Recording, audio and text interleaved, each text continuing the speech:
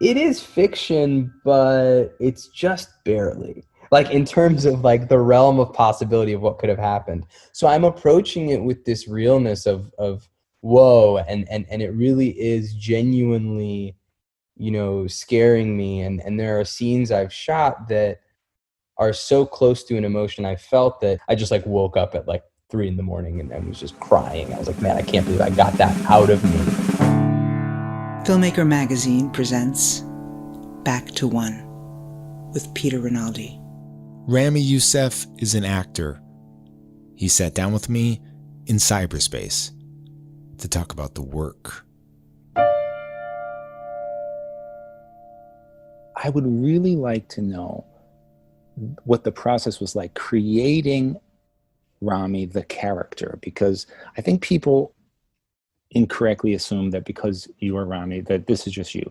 What's fascinating to me is that as I was watching the series, I was like, if the approach was a little bit different, I don't think I would like it as much. And by that I mean like the straight man, quote, straight man, end quote, aspect of him. But also the zaniness is also, what is the opposite of straight man? I don't know, but whatever that is also a part of the character. Yeah. And he's not just like reacting to things around in his world. He is part of the thing that is making the world crazy. Yeah. And I just want to know how much thought and tweaking was involved in that creation of the character. I always like to imagine, we are kind of faced with every day, but I mean, even in kind of these larger situations in life, there's all these forks.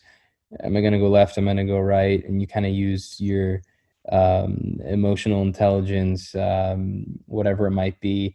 And I usually try and make a choice that isn't just my ego. I really try and like take a moment and take a breath.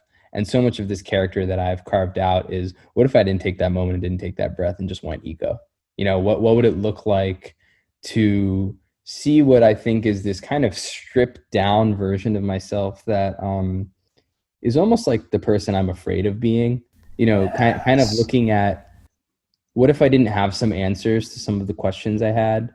I've been making stuff. I mean, I think I bought my first camera in like 3rd grade or something. I've always kind of been really kind of, even though I couldn't envision that it would be a career for me because I never saw anyone who looked like me in film that I could really connect to. And, certainly no one in my family, it was even like a tough reference point for like being from Jersey. Like, it's not like growing up in LA or something, like right. It's not like there's like a ton of people that you kind of are aware of. So I think it was always like, always a hobby, but it really, it kept me focused. I was making things in high school. I got really serious about making stuff.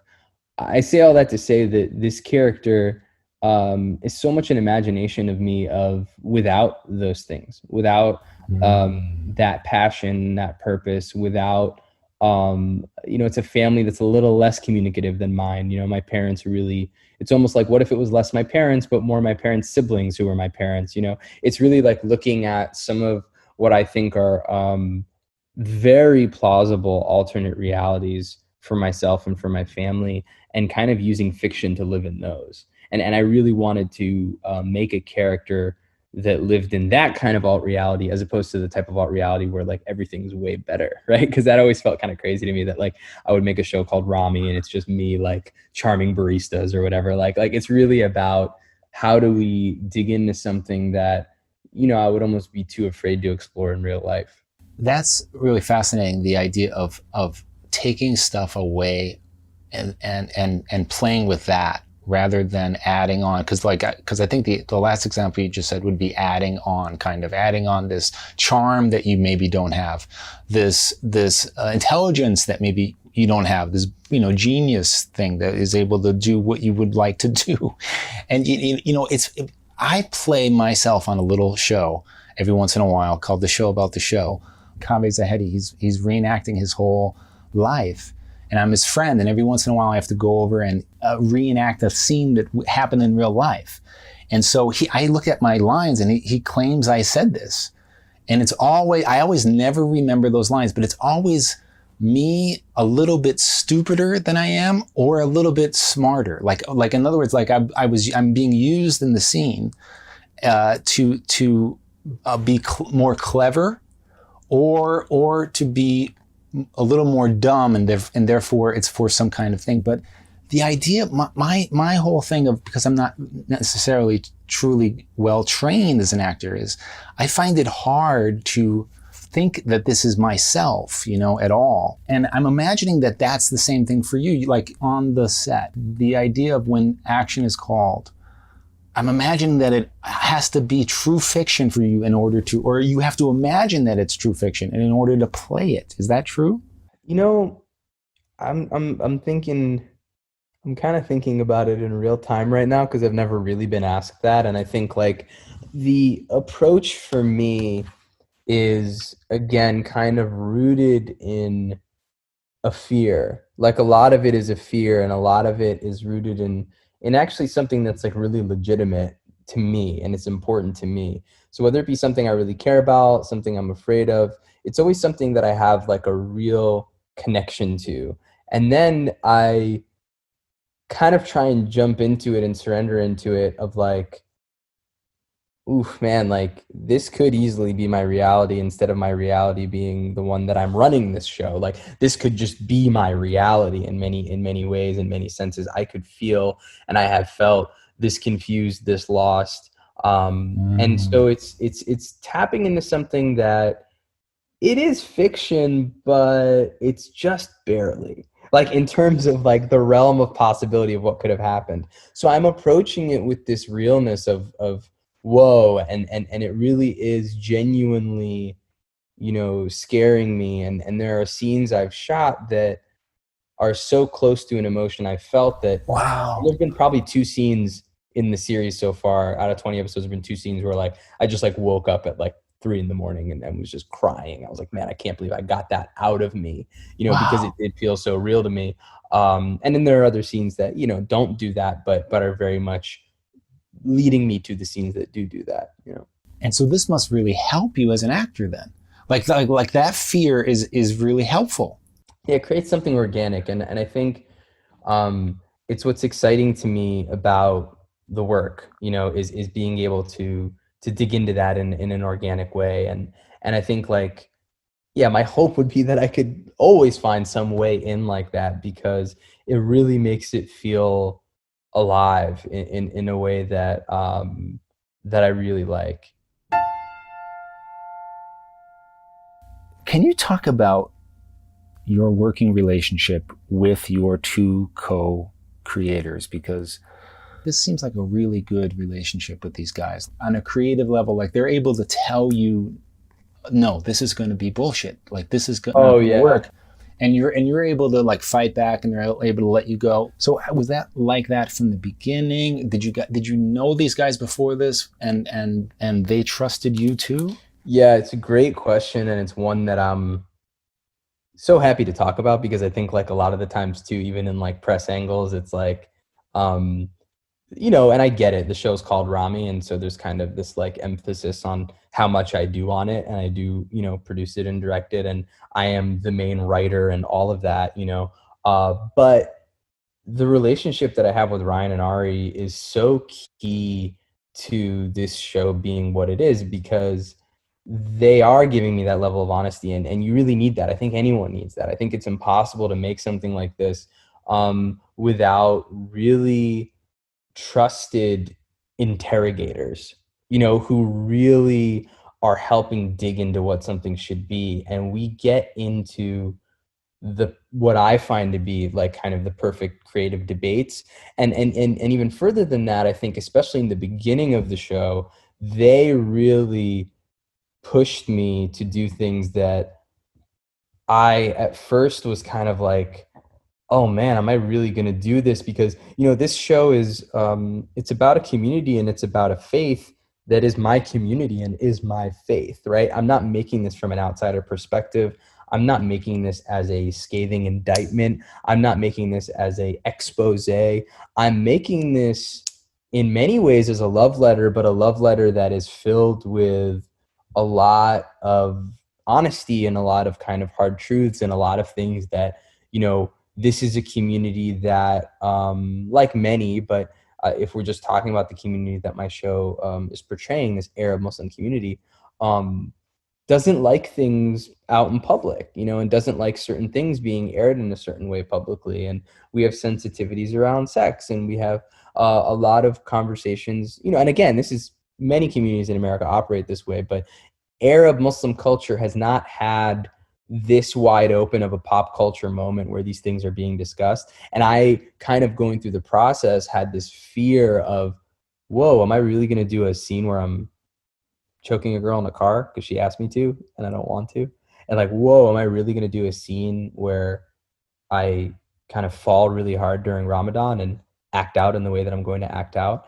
And so I think there were so many times throughout the process where it would either be like Ari calling me, pitching me something that I thought was crazy, and then I would be like, actually, we do got to do that. Or me calling him and being like, oh man, you know what we could do, but there's no way we should do it. And then him being like, no, dude, you keep thinking of these things and like, yeah, no, we should do them. And so it's been this really good, especially in the beginning, kind of to have partners like that has been so crucial to the DNA of the show and has been so crucial, and look, and I always joke with them. I'm like, yeah, it's easy for you guys to like, just, say the crazy stuff because it's my face, my name, my story. I'm the one who has to execute all these things and kind of take that on, and there've been so many times throughout the process where, I'm like, we're either going to get an Emmy or a fatwa, and I don't know which one it's going to be.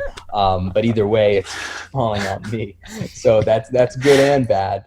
But this show, is not what it is without the relationship between the three of us. And Ari, I've known since I came to LA. I came to LA, my first stand-up open mic that I went to was with him, and we signed up at the sign-up sheet, and then we went for a walk, and we were walking and talking for so long that we missed our time when they called us out. And we basically became just like, we would just walk around and have really just, hey, you want to walk, and just go out and walk and have 2-hour conversations.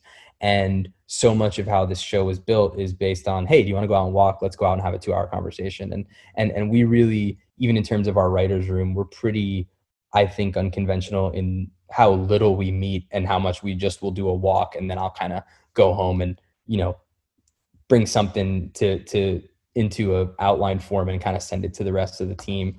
That's a big part of how we function. A very good friend of mine is a devout Christian. He's an actor. He actually plays Jesus in a pretty successful independent television show called The Chosen, multi-season about Jesus' life. And he is the one who told me about your show. He texted me and he said, "You see Ramy?" And I said, "No, should I?"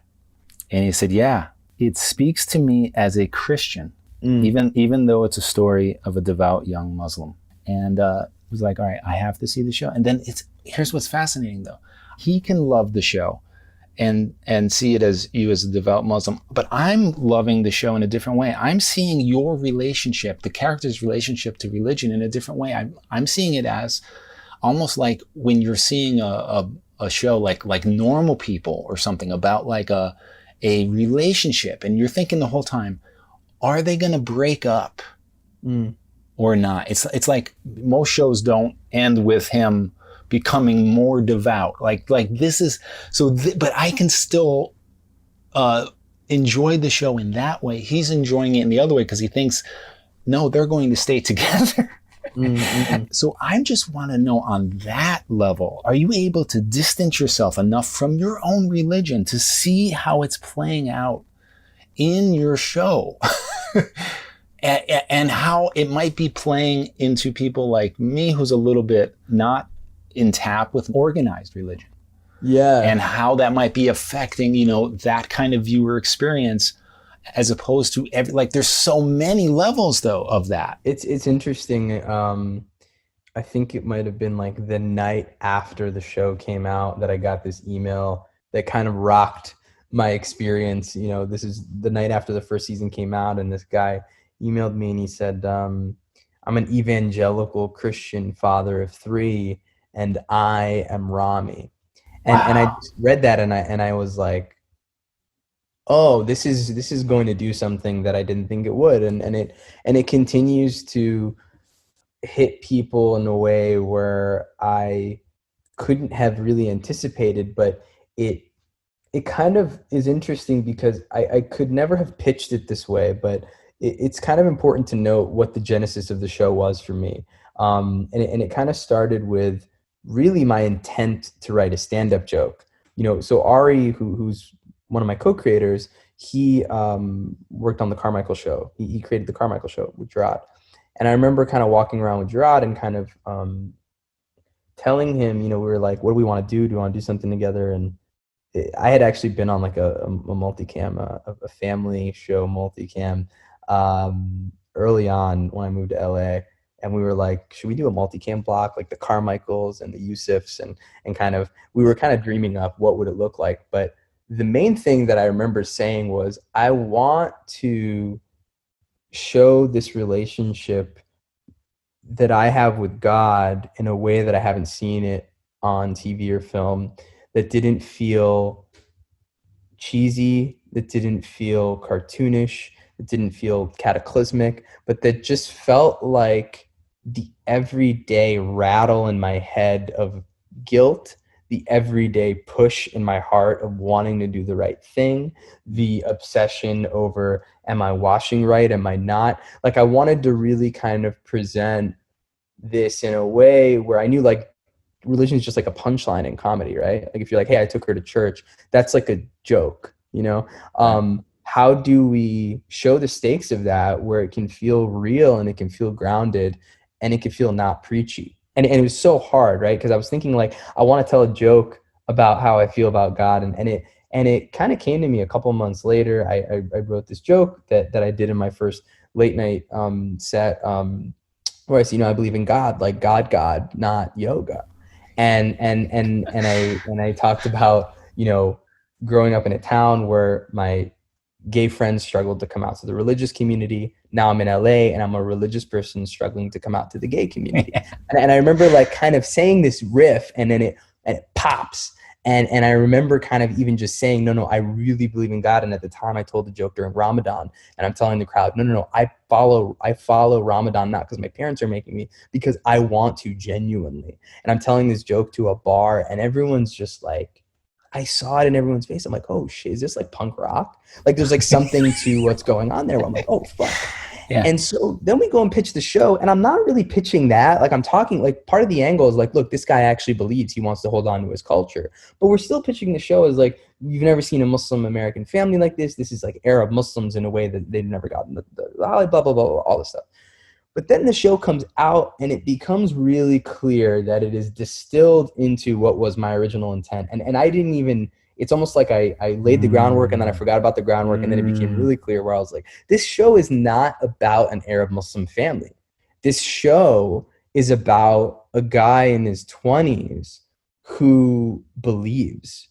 It's about a, if you want to call it, for lack of a better word, millennial who is grappling with their faith. But really the verb of this show is there's who you want to be and there's who you actually are. Yeah. And there's this gap that you're trying to fill. So I find this thing where anyone of any religion can watch this in religious context and be like, this is exactly the gap I try to fill in my religion. But then anyone who's just trying to be the higher version of themselves or their potential watches it from a different lens, but almost the same thing, right? Because it's like, even if you fall on your face during Ramadan, okay, that's Muslim specific, but like how many people wake up and go for a jog at 6 a.m. and they're like, today's going to be amazing. Yeah. And then it's 1 a.m. Or the relationship parking lot at McDonald's, with a Big Mac. And you're like, oh my God, I've fallen so far from who I thought I was. Yes. And so that really starts to become what the show is really about. And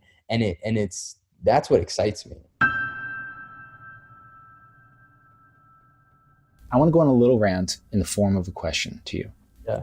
Are there people directing the show that you show run, produce, write, and star in is like you asking me to take your child to the amusement park and then you say, here is a 30 pages filled with every single ride I want you to take the child on, not only every single ice cream, every single lick of the ice cream. And you say, I'm going to be there too, though. I'm going to go on most of the rides. And then I would say, what the fuck are you why would I do that? Why do you need me to take your child and do all these things you're laying out if you're going to be there too? Can you tell me why I'm an asshole? Am I the asshole? Look, Is that a good analogy? No, it's kind of amazing. I think some of the directors on the show would laugh very hard at that. If they heard it. Look, it's like I sometimes, the people that we've brought in to direct, I mean, there's my producing partner, Chris Storr. Shireen Dabbis has basically been a directing partner as well on both seasons. But it's like a team, man. It's very like, I'm like, hey, let's do the shot list together. Like, hey, can I look at this? Hey, can I that? And I'm very like, walking into season 1, I had made things my whole life, but I never made things on this scale. So I'm kind of like, I'm not going to pretend like I know everything. I want to learn. And I've learned so much from the people who've come to direct on the show. And it's been really exciting for me. And I've learned a lot from our DPs. We've had really good DPs. And I am very much like you described in your analogy. It's like I'm there, man. I'm just like I'm there, and I'm like, look, there are takes that I think are like, Shireen has brought some flavor to certain scenes where I'm like, this is awesome. Like I wouldn't have done it this way, and this is dope. Also, like I'm there, and I'm like, hey, we can't move on because I need it twice like this. Like, that's cool. Just because I know I'm going to be in the edit, you know what I mean? And so for me, it's like I'm trying to always really find like a balance between, that fine line of are we going to let this? Are we going to move on, or do I have to kind of be like, hey, like we really need it like this? And then we're like meticulously talking over every moment and talking over everything. But I think what's been so cool about everyone who comes in to work on the show is they understand that, like, I live and die by it. And I think even so, someone like Shireen, someone like Desiree Akhavan, who we had in season 2, they also kind of come from like Shireen's Palestinian, Desiree's Persian. They kind of understand like the stakes that are at it with the community, and how basically I'm going to get all the love or all the heat. And so there's just like moments where like we're in there and I'm like, yo, like, yeah, I need this, because I know like I'm not going to be able to sleep if I don't have this. And so it's so personal that I think everyone gets it. I also think I'm probably like pretty fucking annoying sometimes, for sure. I mean, why wouldn't you be? I mean, and anybody who is in their right mind would love you being annoying. Like, they would want you to be speaking up, wouldn't they? Yeah. They of course. And I mean, I think I've been involved in things where the person in charge doesn't know what they want, and that's way worse. That is nauseating. That's like, oof, what's gonna happen, So I do think that definitely this version. But what about when like Mahershala Ali comes on? You're in a bunch of episodes with him being directed by other people, and then you are directing him in an episode later on. Like, was there any intimidation? Like, there's this 2-time Academy, I mean, he's your friend, but a 2-time Academy Award winner being directed by other people, and then now I'm in charge now. So I mean, but you're making it sound like you were in charge the whole time. You're kind of co-directing all along the way, in a way. I view kind of our directorship between me, Chris, Shireen, whoever else we get in there, especially because of how we're cross shooting too. Like, we're all fucking, we're hanging out, dude. We're like all in a little can together, and we're talking through everything and talking about all of it. Kind of, it all in many ways starts to feel like one big episode, especially the way that we shot things in season 2 was like a massive cross-board situation. So it's really, it's such a team effort. And I think, by the time with Mahershala, I mean, I feel the same with anything. Like whatever credit is on whatever, I'm like, man, if you think I'm the only one who did this thing, you're out of your mind, you know, like and vice versa. You know what I mean? So no one is the sole anything on this show. And I think a lot of TV is like that, but I think it becomes even more evident on our show. And I think it's how we're able to kind of like keep tone consistent throughout as well, which is exciting for me. But with Mahershala, yeah, man, we really we crafted that character from the writer's room with him, you know? So that's the kind of thing where like I'm talking with him early. Like, and I'm like, hey, what do you think of this? What do you think of this? And then by the time we get to set, it's like another evolution of, okay, cool. This is how I do takes. This is how we move. And he was just kind of like, whoa, this is like, cause we do a scene once and I'd be like, cool. So fuck all that. Like that dialogue, we're pulling this, we're pulling this. Let's try this, do this. And he's just kind of like, you know, he was on True Detective, which is, from my understanding, they're very on script, which I think can be also exciting to an actor. And this was just like the other, I won't say fully the other spectrum because it's not quite like Apatow where we don't have the resources to fully riff or anything like that. But I'm not precious, and I want to make sure we're getting the right thing. And so it was really cool with him because there were moments where I'd say slash that, and he'd be like, "Are you sure?" And then we'd run it, and he'd be like, "Oh yeah, you're right." And then there'd be moments because I actually can be like really enthusiastic with the scissors and just kind of be like, fucking cut all this, cut all this. And there were a couple moments where he was like, no, I need this line. And in the editing room, you were and he was right. He was like, there were a couple moments. There was even one of the cuts that I sent him where I'd cut something we shot, and he was like, "Can you put it back?" And I was like, and I watched it. He was like, "Whatever you want," but he's like, "I think you should put it back." And then I watched it, and I was like, "Yeah, you're right. I should put that back." And it was so it's that kind of relationship, which is really exciting. He actually said it's the best set he's ever been on. Yeah. Like that's his quote. I mean, it's not like he's like 80 years old, but he's been on some sets. But what do you think that means in that creative way, or is there something else going on about how you're running this set, about people being cool and nice, or some? Is that what he means? We have a fun set, man. It's like even just thinking about it right now, I'm like, man, I kind of wish I was there, even though it was so cold and there was so little sleep. Like that's how cool everyone is. So I think on one level, we're just blessed, kind of like top to bottom, with every department is just kind of stellar. Like there's just not a weak spot on that level. But I also think, yeah, we've been lucky to kind of have an ease, especially in the second season, because we really felt like we knew what the show needed to be. So it's just kind of like there's less panic in terms of like, it's like, no, we know what we need to get. Let's grab it and like, let's do it. There's that. I also think, he gets to play this sheikh, and he's a practicing Muslim, and he gets to step into this role. Not only are we kind of embodying something unique, but like him and I are praying between takes, there's this thing that's like, you can't really put your finger on it, but there's just kind of some sauce where you're like, oh, this is cool. You're here because you want to be. Like Hulu didn't say, go get a celeb for season 2. Like, this is organic, and he is the dream cast opportunity because it doesn't feel like we're not reaching by having him. He was almost always part of the show, even though we didn't see him till season 2, episode 1.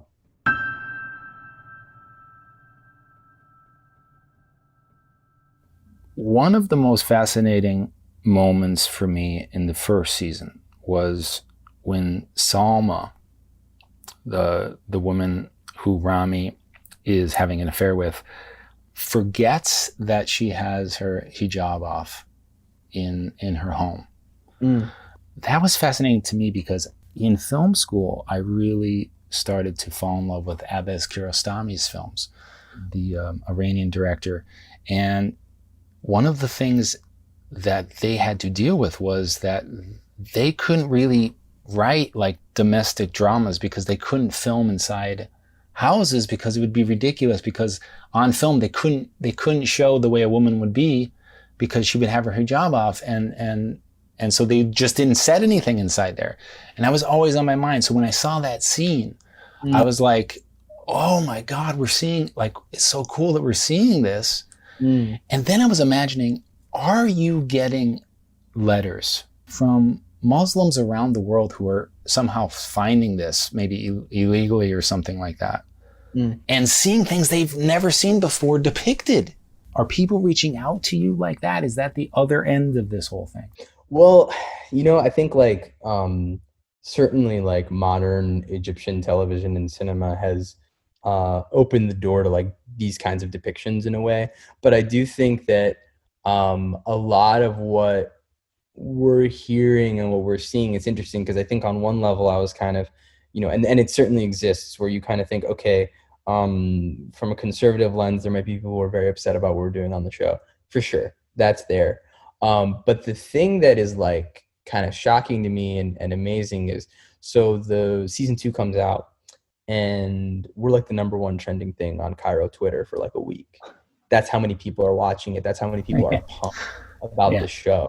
And what excites me about it is even less the point of kind of the one you made, because it's like, again, some of that's been broken down, but what's cool is there's no nuance there that or there's no novelty that these characters are Muslim. There's no novelty that these people speak Arabic, because a lot of what people are watching there is with Muslims and is with people who speak Arabic. So it almost speaks to the nuance of the storylines that people are like, whoa, I've been wanting to see this. I've been wanting to see this journey this way because I haven't felt like I've seen it. And that makes me even more excited. Like when people internationally, especially people in the Middle Eastern countries, are really pumped about the show, it means so much because on a domestic level here, I know we're the only Arab speaking show on TV. So there's immediately going to be like ooh, I don't know anything about this, I'm interested. It's just kind of like, which is a great level of getting into something, but it's almost a little bit more voyeuristic or like kind of like, cinematourism of like, oh, let me come and like just see this thing.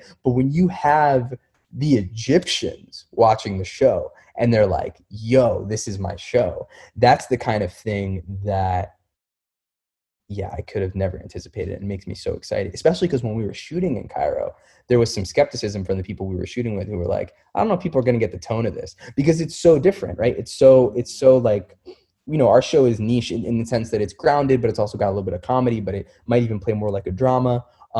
It does not cinematically play out in the same way that a lot of soap operas and sitcoms do play out, even here or in the Middle East. And so I remember shooting in our tone in Cairo, and some people we were working with were kind of like, I mean, maybe they'll like it in America, but I don't know about here. And, and they're kind of like chain smoking and whatever. And then it hits in Cairo, and it's the opposite. It's actually the complete opposite.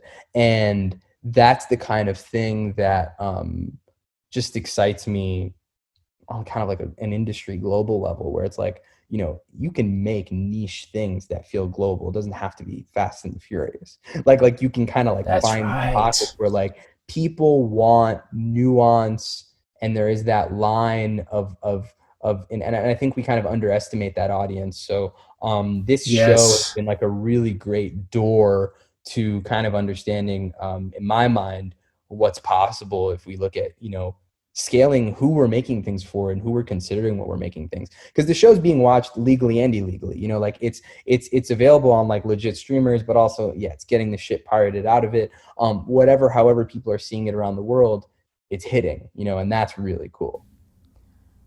Ramy Youssef, thank you so much. Thanks, Peter. Appreciate it, man.